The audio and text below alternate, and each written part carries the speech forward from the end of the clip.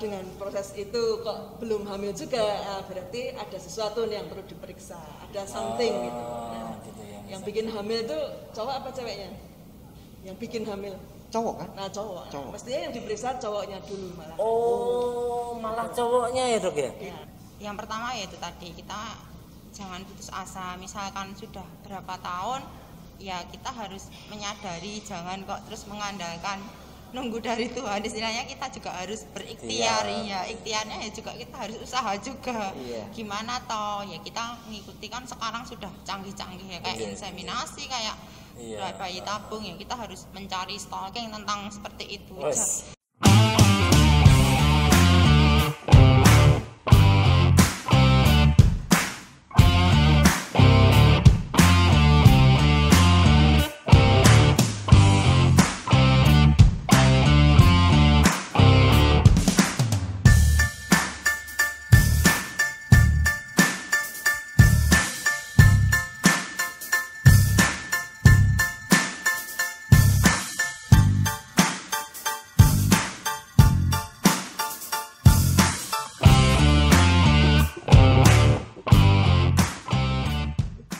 Kita buka dulu ya.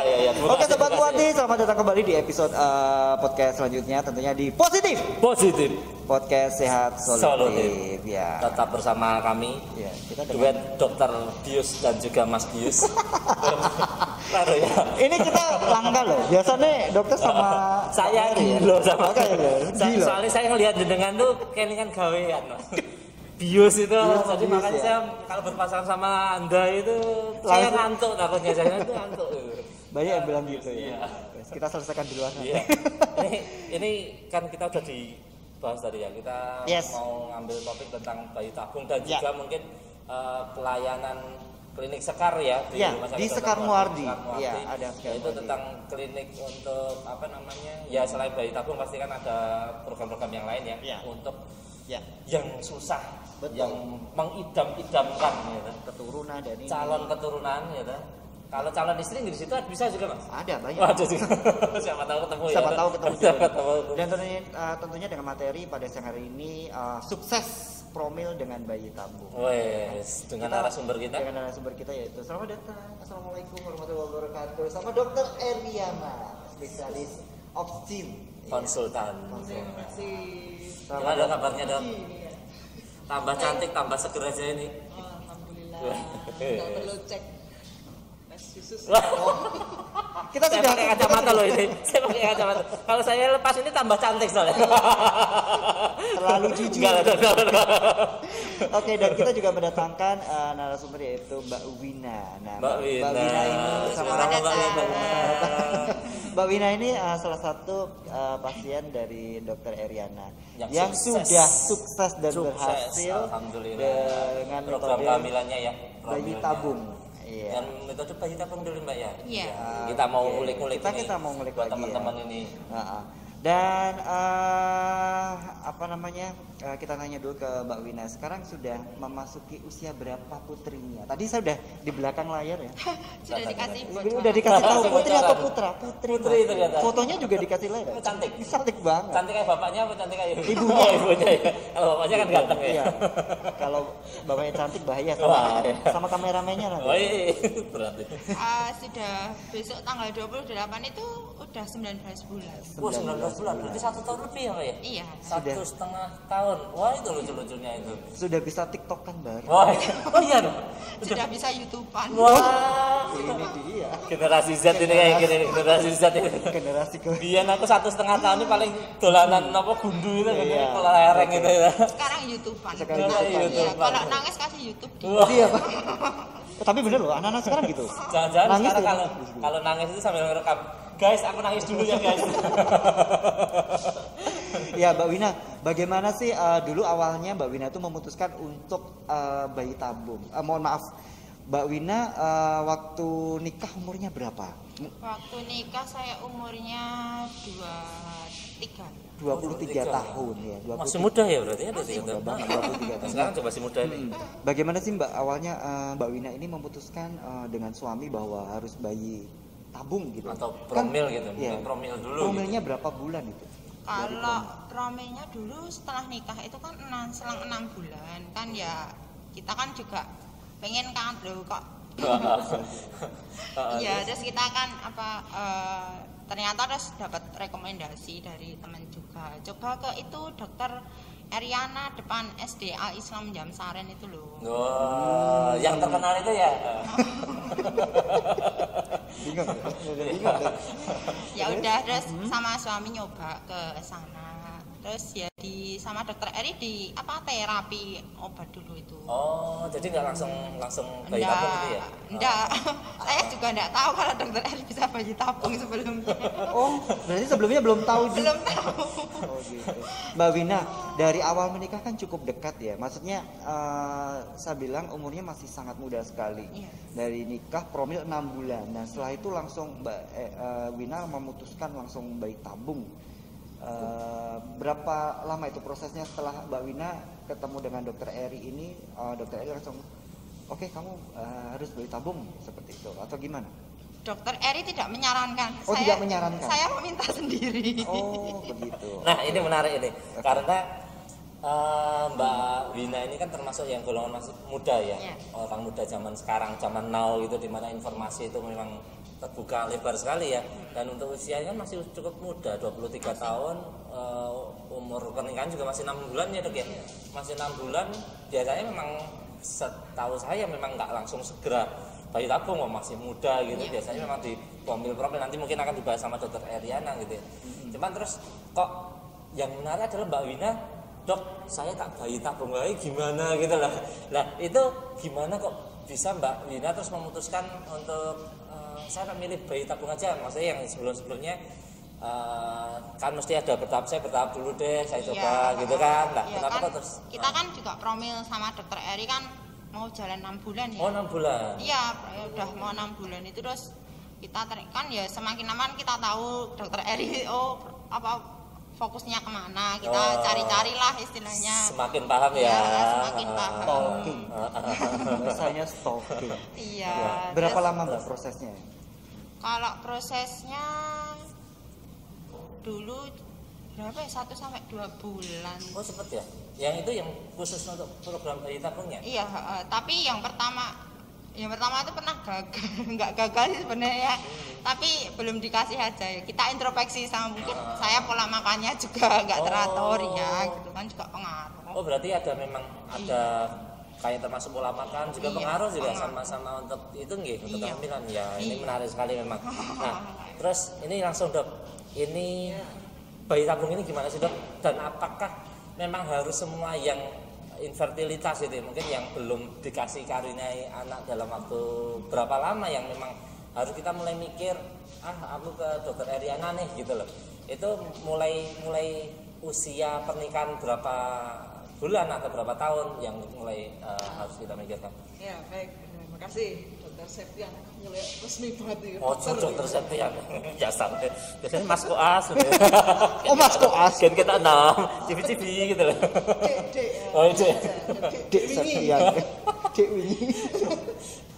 Jadi prinsipnya kalau pasangan suami istri sudah menikah selama 12 bulan, 1 tahun. Ya 1 tahun itu tidak KB ya tentunya ya, tidak KB, kemudian juga tidak berusaha untuk mencegah kehamilan. Kok istri belum hamil juga. Nah, saat itulah sebenarnya sudah mulai harus mencari sebabnya, memeriksakan diri lah.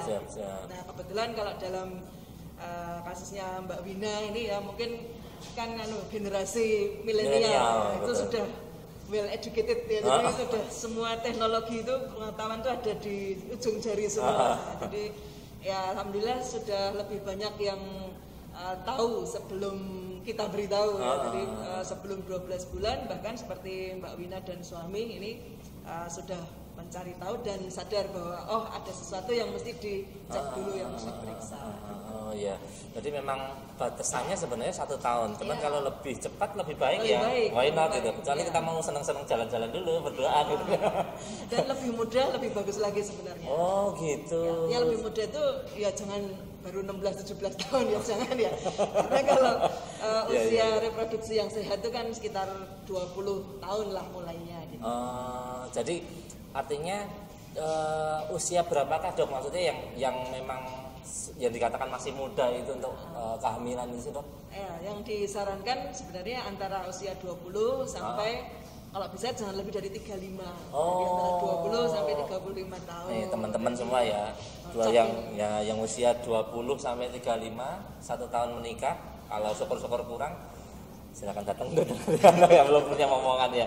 Nah, terus berikutnya dok, ini memang prosedurnya gimana sih dok untuk promil ini untuk mendapatkan bayi tabung, bukan bayi tabung maaf, mendapatkan keturunan ini gimana prosedurnya dok? Ya, pada prinsipnya kan harusnya kalau setiap hari, bukan setiap hari ya, seminggu itu bisa 2 kali apa 3 kali hubungan suami istri itu kalau tidak ada problem, tidak ada masalah. Normal itu, ya dok ya? Jadi kalau seminggu 2 sampai 3 kali ini normal bro. Catat dulu ya, catat. Orang sehari 2 sampai 3 kali. Ya.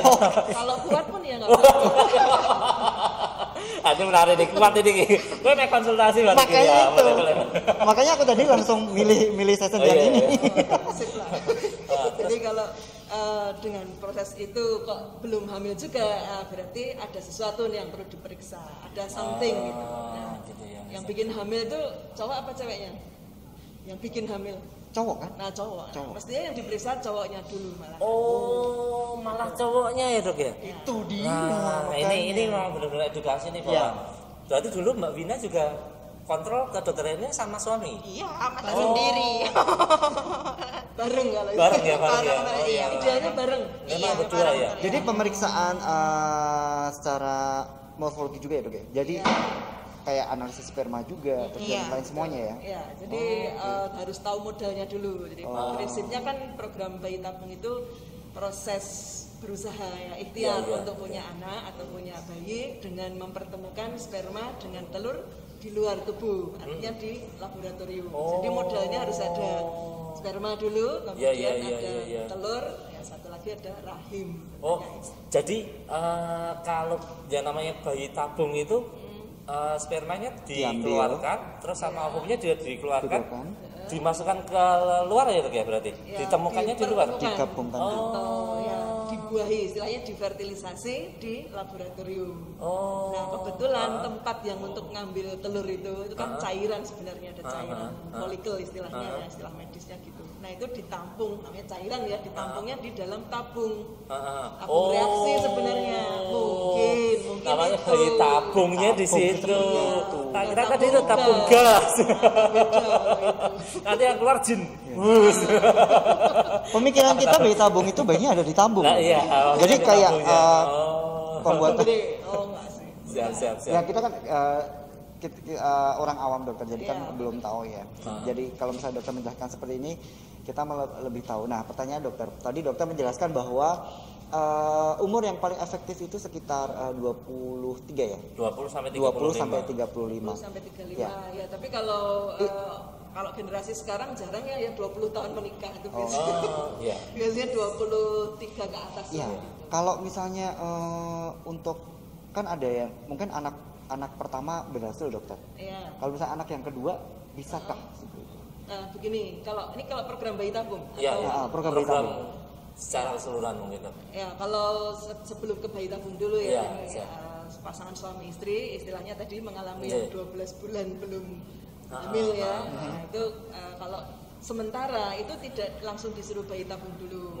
Coba dulu lah untuk hubungan suami istri. Ya mungkin juga Mbak Wina juga ngalami dulu ya, hubungan suami istri dengan si istri atau suami diperbaiki dulu kekurangannya apa. Misalkan ini kurangnya vitamin ini misalkan, atau ada gangguan hormon pada istri apa suaminya. Nah itu diperbaiki dulu gangguan hormonnya. Nah itu yang kadang-kadang takes time ya, yang makan waktu itu gitu. Tapi kita lihat dulu usia dari istri terutama. Nah ini krusial sekali itu usia istri. Jadi kenapa tadi mungkin Mas Pius bilang umur 23 sampai ya idealnya di bawah 35, antara 23 sampai 35. Karena peluang itulah yang paling besar mendapatkan keberhasilan kehamilan. Di atas 35 itu stok ya, istilahnya stok gudangnya telur istri itu sudah menurun, makin tua makin menurun 20% makin menurun. Nah, itulah kenapa kalau mau program kehamilan jangan tunggu usianya antarlah nunggu 40 atau nunggu usia 39, jangan itu. Kalau bisa seawal mungkin, kalau memang ada peluang, ada kesempatan, jalani. Ya memang tidak harus bayi tabung. Ada kalanya selain tadi ya minta hubungan suami istri secara terencana, istilahnya senggama terencana. Kalau itu belum berhasil, ada teknik yang namanya inseminasi buatan atau inseminasi intrauterin gitu. Nah itu biasanya dilakukan pada mereka yang sudah 3 tahun menikah tanpa ada problem apa-apa, misalkan istri yang normal, suami yang normal gitu ya, kok belum hamil-hamil juga gitu. Nah itu 3 tahun nih menikahnya, coba dulu dengan inseminasi. Jadi inseminasi buatan itu yang disebut bayi tabung itu atau beda? Agak beda. Oh beda. Jadi kalau inseminasi buatan, sperma dengan telur ketemunya di dalam tubuh istri. Oh di rahim. Ya, sperma suami dimasukkan ke dalam rahim istri. Secara manual. Secara manual. Manual secara indikasi medis gitu. Iya. Manual ya pakai.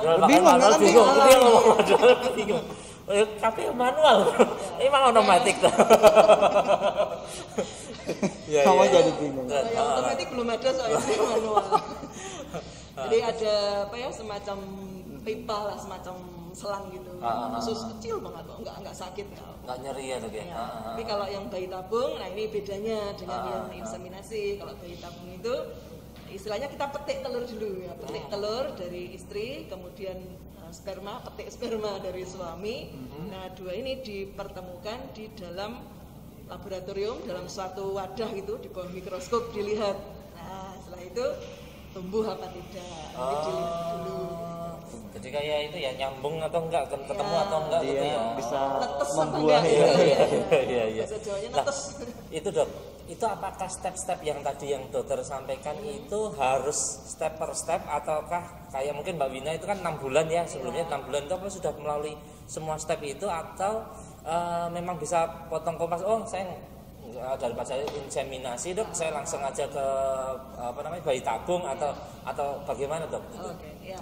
Jadi case by case kalau ini tidak bisa sama, jadi individual banget, tergantung kondisinya. Misalkan pada satu kondisi yang pasien ada gangguan hormon yang kalau perbaikan tuh lama banget gitu. Nah itu bisa aja dengan langsung shortcut ya ke bayi tabung, gitu. Atau mungkin jumlah spermanya yang sedikit banget gitu, mungkin cuma 1 gitu, nggak ada temennya gitu. Nah itu langsung disarankan. Keluarnya banyak tapi cuma 1. Iya. Oh ada ya. Keluarnya sorry ini ya, ngomongnya agak nggak apa-apa Dok, ini kita medis. Ya, jadi volume misalkan sperma, volume maninya itu berapa? 8 cc misalkan, tapi diperiksa di bawah mikroskop mati kabeh. Kadang nggak ada. Malah nggak ada. Sel spermanya sama sekali. Jadi guys, yang biasa main sabun ya. Ternyata yang dikeluarkan banyak itu belum tentu ada. Makanya cek dulu. Nah, ini menarik loh Dok. Nanti kita akan lebih lanjut. Nanti bisa dengan ahlinya kalau itu. Ahlinya kameramennya. Oke, siap. Iya. Ya, Mbak. Oke, kita pindah ke Mbak Wina nih. Mbak Wina, saat menjalani program bayi tabung ini, apakah sempat menemui kesulitan dengan suami?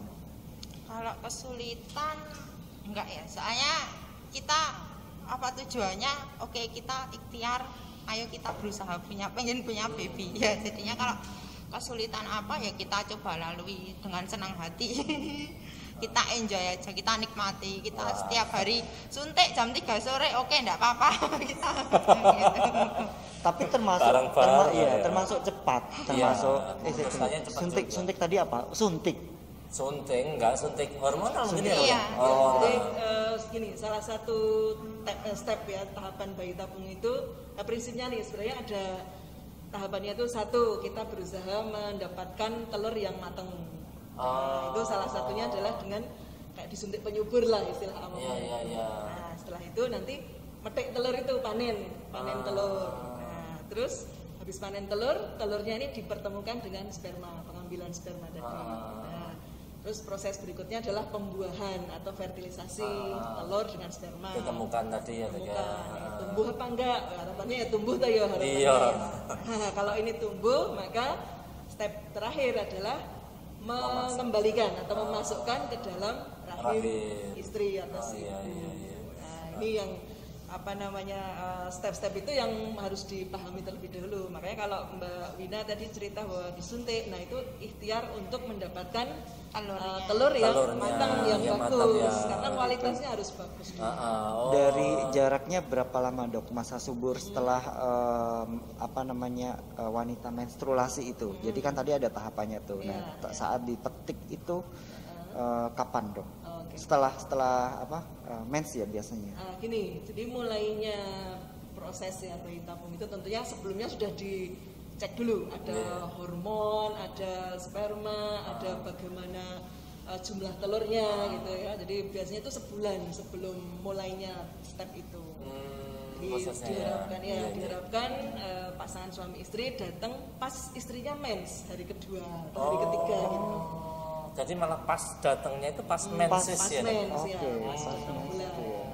itu kalau memang sudah siap semuanya, ada hormon dan lain-lain. Karena itu untuk memprediksi kita perlu obat apa enggak sih, butuhnya berapa sih dosisnya gitu. Disesuaikan sama itu ya dok ya. Kemudian ya setiap hari ya Mbak ya disuntik ya. Setiap hari disuntik. 2 minggu sampai kurang lebih ya 12 hari lah. 12 hari 2 minggu. 2 hari pertama mens plus 12 hari berikutnya. Jadi setiap hari suntik dan jamnya harus sama terus. Jamnya harus sama. Jam 3 sore ya jam 3 sore terus. Ini disiplin ya. Harus disiplin. Jadi kalau yang mau persiapan, siapkan untuk itu waktunya berarti waktunya disiplin waktu dok. Memang nggak perlu mondok sih, perlu mondok, cuman ya itu perlu suntik. Kalau bagi mereka yang bisa nyuntik sendiri, kita malah lebih senang. Oh bisa dok? Iya bisa. Oh diperbolehkan ya? Boleh. Ya, tentunya kita latih dulu. Iya. Belum pede ya janganlah, mendingan ke klinik aja gitu. Iya. Lebih aman di klinik deh. Iya. Lebih pas soalnya kan ini masalah gimana caranya mendapat keberhasilan. Betul. Dan yang mohon maaf nih yang kadang-kadang bikin kan orang kan sering takut tuh nanti mahal ini ya ratusan juta. Gosipnya kan gitu loh. Mahalnya itu tergantung dari jenis obat yang digunakan untuk menghasilkan telur yang matang itu. Repotnya kalau makin tambah usianya makin perlu banyak dosis obatnya. Gitu ya karena jumlahnya sedikit ya dok ya. Kita butuh yang dapat sekaligus banyak gitulah. Banyaknya yang nggak banyak banget. Minimal kita dapat 8 calon telur. Misalnya 8 bibit gitulah. Pasti di dalam ini dok, di dalam program bayi tabung ini kan alhamdulillah nih Mbak Wina berhasil ya. Dia mendapatkan putri yang sangat cantik ini. Terus kalau ada juga yang mungkin ada yang nggak berhasil itu penyebabnya apa dok? Nah sama sekalian dok nyambung. Faktor-faktor apa sih yang ini bayi tabung ini nggak boleh nih kalau pasien-pasien yang kayak gini gitu. Mungkin biar teman-teman juga tahu gitu. Yang saya jawab dulu. Saya dulu. Dari Mas Biasa. Saya dulu. Urut kacang. Kalau dari mode rambutnya. Lah ya urut kacang. Ini kacangnya wis tuwa. Asli loh. Apa mau ngajak lupa. Faktor-faktor yang mungkin faktor dulu faktor dulu. Jadi setiap tahap tadi yang mulai dari menghasilkan telur sampai ke mengembalikan embrio atau bibit itu ke dalam rahim itu setiap ada kegagalan di step itu yang kemungkinan gagal pasti ada. Salah satu yang paling sering bikin gagal itu adalah faktor usia memang. Usia di atas 37, nah itu di atas 7 tahun, terutama istri ya. Kalau suami sih nggak terlalu agak menang ini dalam kalau kaum pria agak menang ini. Berarti hati-hati, nakal nanti tua ini yang berbahaya. Tua-tua keladi emang bener ada. Jadi kalau perempuan diharapkan sebelum umur 37 itu kansnya lebih besar. Satu usia karena telurnya selain sedikit juga kualitas atau mutunya itu semakin tua semakin jelek. Kemudian ya kadang-kadang pernah nggak dapat telur gitu ya pernah dapat. Walaupun sudah disuntik hormon itu juga. Kan respon tubuh tiap individu beda-beda. Masing-masing ya. Kita makan gado-gado aja yang satu bilang pedes nek lomboknya siji, yang satu bilang pedes kalau lomboknya 3 kan ya beda-beda. Ya selain itu kadang-kadang juga dari kualitas sperma yang nggak bagus nggak bisa terjadi pembuahan atau tidak terjadi fertilisasi gagal lah istilahnya. Atau bisa terjadi pembuahan dan bagus mutunya, tetapi rahimnya nggak welcome, rahimnya menolak istilahnya, ada kalanya seperti itu. Nah, sering terjadi sekarang ini kalau sudah embrionya bagus, kegagalannya di implantasi atau di nempelnya di rahimnya itu. Ya, sama kayak kita nyebar benih apa gitu, itu kan nyebar 100 kan nggak semuanya tumbuh 100, ada kalanya cuma berapa 10 apa 20. Nah kalau bayi tabung ini keberhasilannya kurang lebih sekitar 30-35% sekitar itu. Jadi ya harus artinya gini, lebih siap untuk gagal secara mental itu seperti itu. Bukan berarti ini pasti gagal, tapi harus lebih siap untuk gagal karena kita tahu peluangnya tadi 35% berhasil, ya siap 65% itu siap gagal. Tetapi bukan nol sama sekali ya, bukan nggak ada harapan sama sekali. Tapi kalau lumayan, ada 35% ya dok. Betul, jadi kalau berusaha ya harapannya jangan terlalu tinggi. Kondisi mental yang seperti inilah yang dibutuhkan untuk mereka yang pengen program bayi tabung.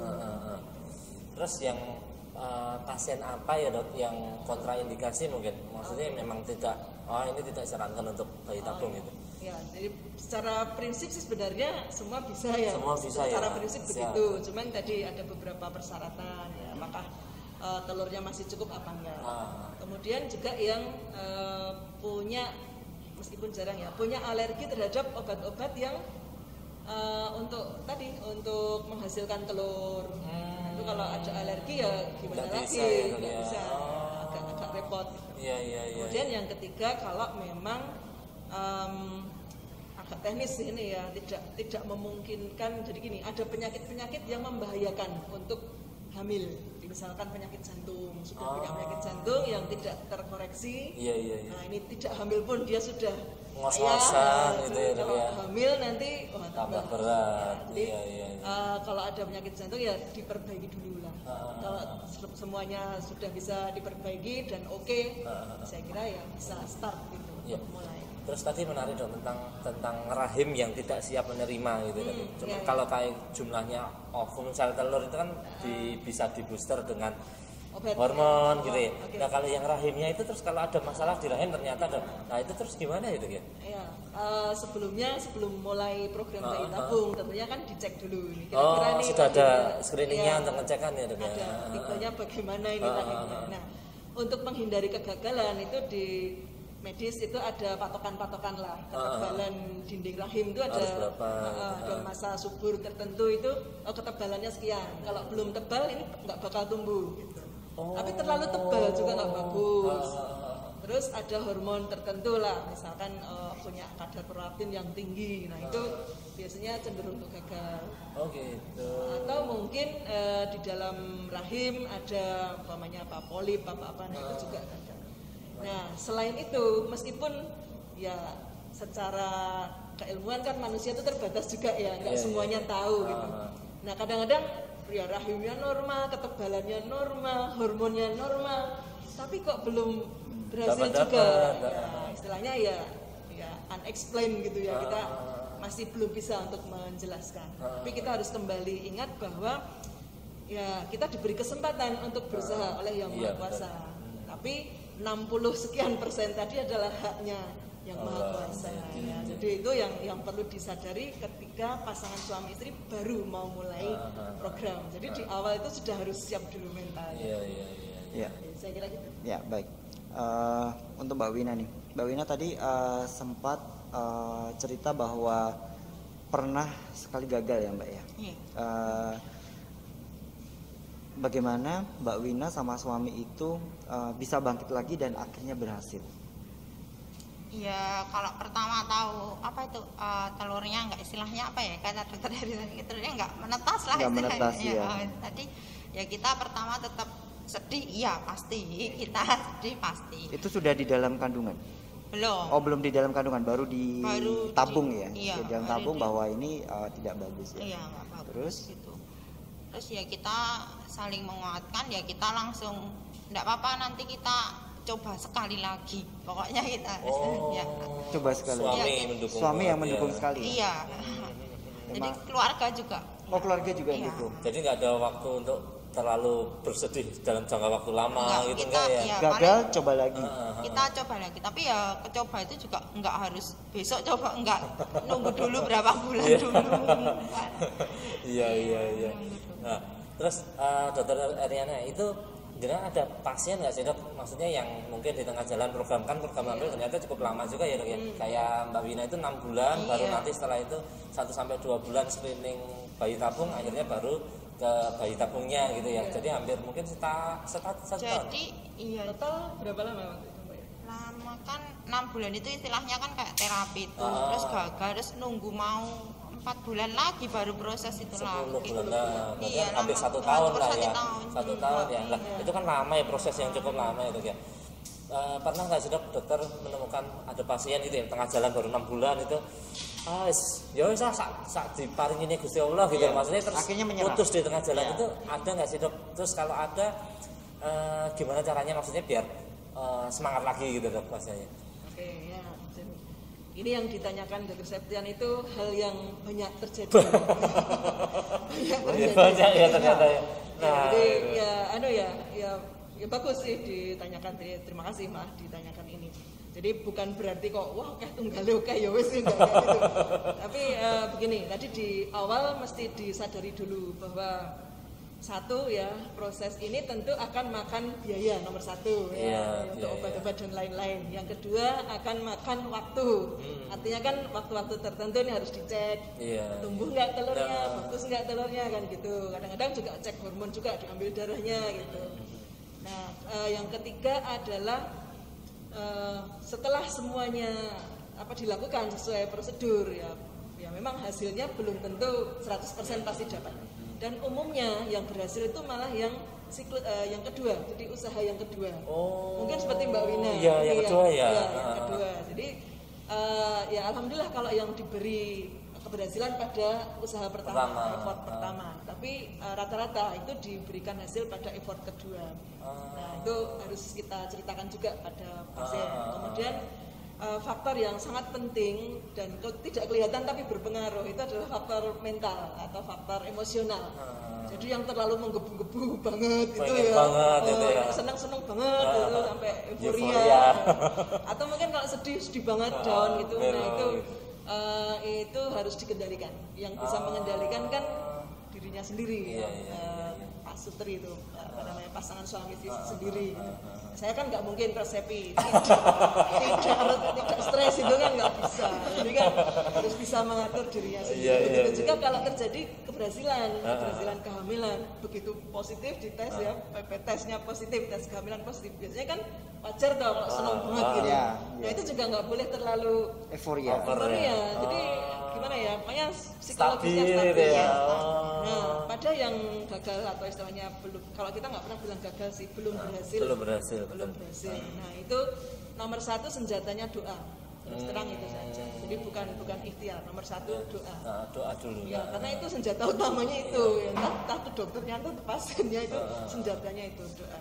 Yang nomor dua adalah ayo kita berusaha lagi. Nah berusaha lagi itu tergantung kesiapan dua hal ya. Jadi dari fisik kan belum tentu yang bulan kemarin disuntik dengan hormon dapat terapi macam-macam itu terus langsung pulih kembali kan enggak. Jadi ada kalanya memang butuh cooling down dulu istilahnya ya, baik secara mental maupun secara badannya jasmaninya. Itu biasanya ya sekitar minimal 1-2 bulan dulu lah.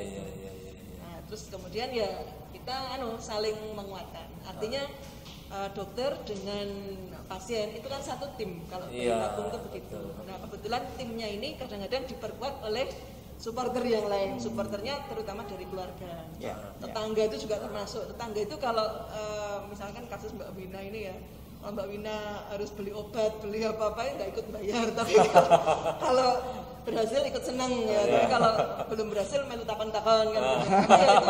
Ya bagus juga sih sebenarnya. Suara tangga. Biasanya seperti itu ya. Dan yang pinter-pinternya adalah bagaimana mengelola kondisi psikologis sendiri itu supaya bisa menyaring mana suara yang perlu didengarkan dan mana yang tidak perlu didengarkan. Dan rata-rata semangat untuk kembali lagi. Nah, tinggal kita cocokkan aja dengan kondisi jasmaninya bagaimana. Nah itu, dan kebanyakan ya hampir 80% yang pengen lagi. Iya. Sudah berhasil ya. Langsung pengen lagi. Pengen lagi. Ya, karena jadi pengen lagi ini Mbak Wina. Ini mungkin pertanyaan terakhir ya. Pesan Mbak Wina ini untuk Sobat Muwardi dan masyarakat itu yang saat ini ibu-ibu yang pengen banget lagi berjuang untuk mendapatkan keturunan, ya kan? Mungkin ada yang Pak Sutri dia tuh lebih dari 5 tahun, ada yang 10 tahun itu juga belum mendapatkan keturunan. Pesan-pesan Mbak Wina biar termotivasi dan mereka semangat dengan melihat Mbak Wina yang nanti akan kita tampilkan ini, ya kan? Yang kita undang di sini itu biar lebih semangat lagi bagaimana sih untuk kedepannya. Kalau pesan dari saya ya, yang pertama yaitu tadi kita jangan putus asa. Misalkan sudah berapa tahun, ya kita harus menyadari, jangan kok terus mengandalkan nunggu dari Tuhan. Istilahnya kita juga harus berikhtiar, ya ikhtiarnya ya juga kita harus usaha juga. Gimana toh ya kita mengikuti kan sekarang sudah canggih-canggih ya kayak inseminasi, kayak bayi tabung, ya kita harus mencari stalking tentang seperti itu. Jangan jangan terus yang masa dulu nunggu dari Tuhan yang iya benar itu nanti yang mengelola Tuhan yang Maha Esa, tapi kan kita tetap harus juga berusaha. Ini sekarang kan sudah canggih semua. Betul. Gitu ya. Nah, untuk Dokter Ariana sama ini Dok, sekalian buat closing. Mungkin pesan-pesan apa sih yang bisa Dokter sampaikan untuk untuk calon ibu gitu ya, calon bapak juga pastinya ya, yang untuk mau berusaha mendapatkan buah hati ini, Dok. Ya, ini kalau pesan ini berarti closing acara dong. Dilongkas ditutup. Di sana amaturnya udah kayak gini dong. Udah kayak gini udah tanda.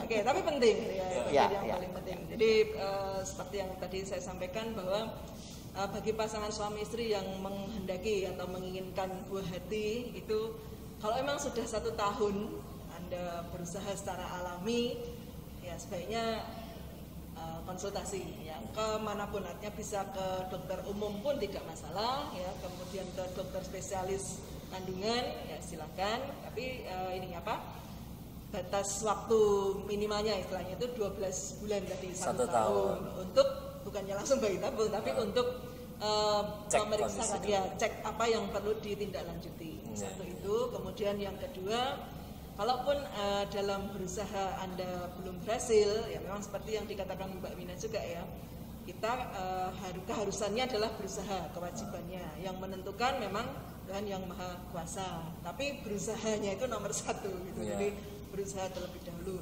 Bagi yang gagal, seperti saya matur tadi, bahwa kebanyakan pada usaha yang pertama itu gagal. Ya, meskipun tidak semuanya ya, pada umumnya gagal. Nah, kalau baru sekali kemudian langsung mutung, istilahnya putus asa, maka kesempatan kedua itu mungkin jadi hilang. Jadi kalaupun gagal ya bersabar. Kalaupun yang langsung pertama berhasil, bersyukur ya, jangan terus lunjak-lunjak itu, tapi bersyukur karena tadi kondisi emosional itu juga berkaitan dengan hormon, juga berkaitan dengan keberhasilan kelanjutan kehamilan itu. Dan setelah itu semua ya kita berserah diri pada yang Maha Kuasa, karena ya sebenarnya bayi tabung pun itu kan sama dengan kehamilan biasa kalau memang sudah hamil yang secara alami. Cuma ikhtiarnya, prosesnya itu aja yang agak berbeda. Saya kira gitu. Berarti kuncinya sekarang usaha dan ikhtiar sebagai bentuk ikhtiar tadi ya. Dan ya baik, terima kasih Dokter Ariana, Mbak Wina. Ya sebenarnya kita mau banyak banget. Saya masih ada segudang pertanyaan. Kalau nggak tadi, ini saya juga soalnya ini loh butuh pengalaman Dokter Ariana dan kamu nikah lagi, punya anak lagi?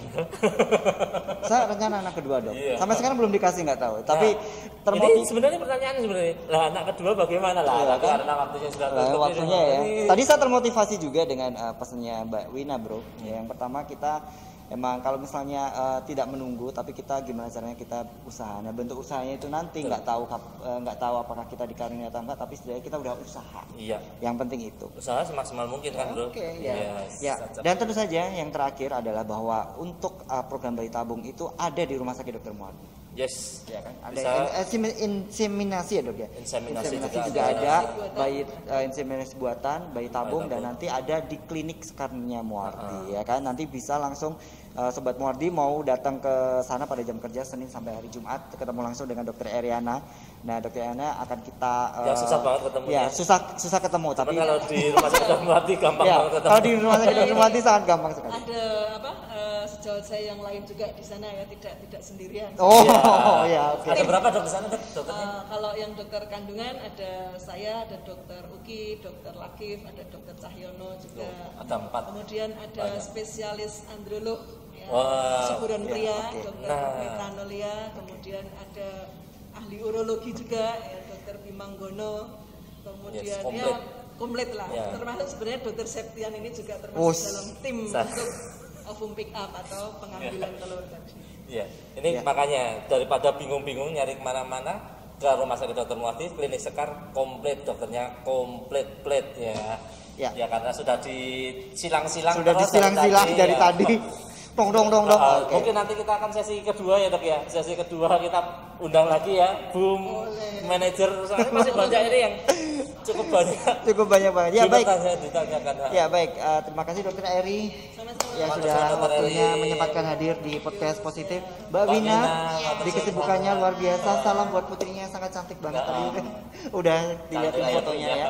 Dan tentu saja Sobat Muardi, berarti dengan demikian selesai sudah untuk sesi yang saat ini. Jadi jangan lupa untuk Sobat Muardi selalu subscribe, subscribe di YouTube-nya Dr. Muardi, dan jangan lupa kita juga ada di Spotify juga. Spotify juga ada. Di sini. Berarti dengan demikian berarti kita sudah selesai untuk acara podcast pada siang hari ini. Jangan lupa pokoknya kita ngingetin Sobat Muardi selalu memantengi ya, selalu melihat mendengarkan podcast dari kita ya. Mantengin apa? Positif. Podcast sehat dan solutif. Oke, terima kasih. Akhirul salam, wassalamualaikum warahmatullahi wabarakatuh.